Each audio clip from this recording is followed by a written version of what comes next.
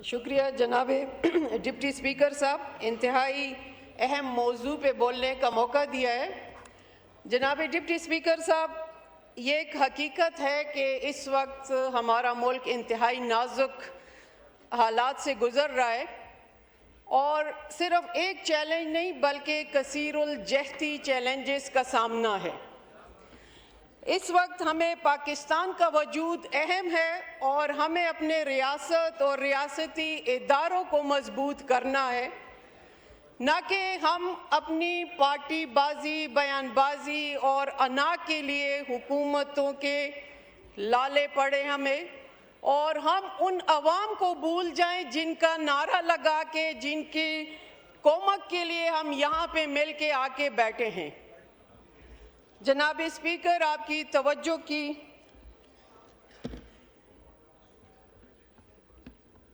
जनाब deputy speaker, आपकी तवज्जो चाहिए।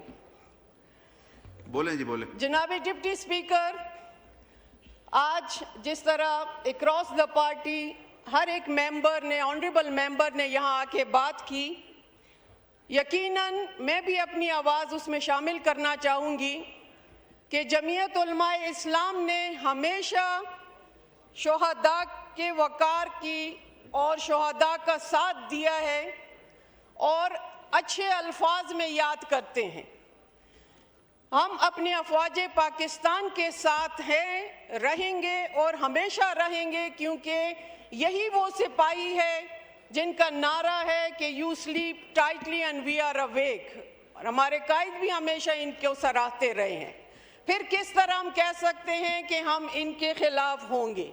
लेकिन जनाब स्पीकर, यहाँ पे एक बात देख के मुझे खुशी भी हुई और अफसोस भी कि क्या ये ईवान उस वक्त मुत्तफिक होगा जब बैरूनी दुश्मन हम पे हमला आवर होगा, या खुदा न ख्वास्ता कोई नागहानी आफत आएगी, कुदरती आफत आएगी, तो फिर हम मुत्तफिका तौर पे यूनानिमसली कोई रेजोल्यूशन पास करेंगे?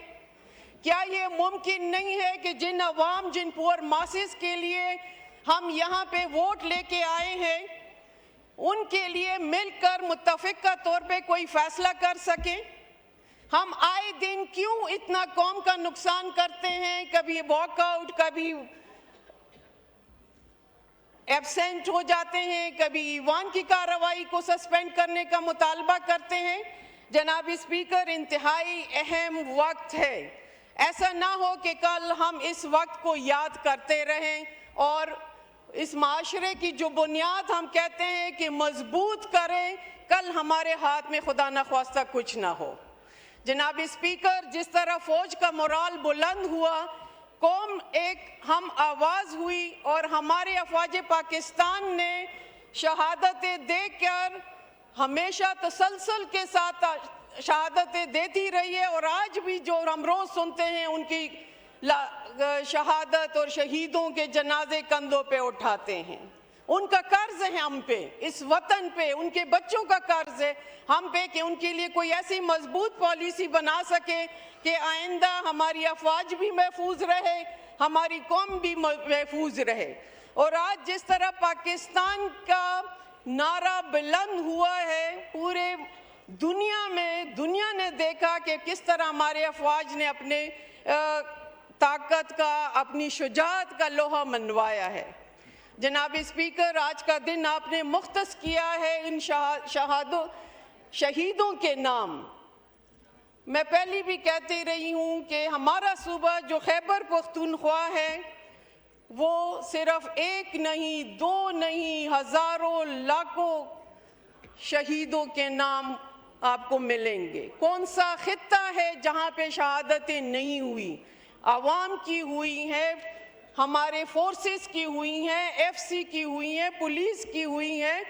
उसका सद्देबाब कब तक मुमकिन होगा? इसके लिए हमें मिल बैठ के एक पॉलिसी मुरतब करनी होगी, चाहे हमें अंदरूनी इख्तिलाफात बुलाना पड़े, चाहे बैरूनी इख्तिलाफात। यही वक्त है कि हम अब मुत्तफिक हो जाएं, मुत्तहिद हो जाएं और अपनी ज़ाती अना और ज़ाती अफादियत को इज्तिमाइयत पे फोकियत ना दें। हमें इज्तिमाइयत का फ़ायदा देखना चाहिए और उसकी तरफ देखना चाहिए।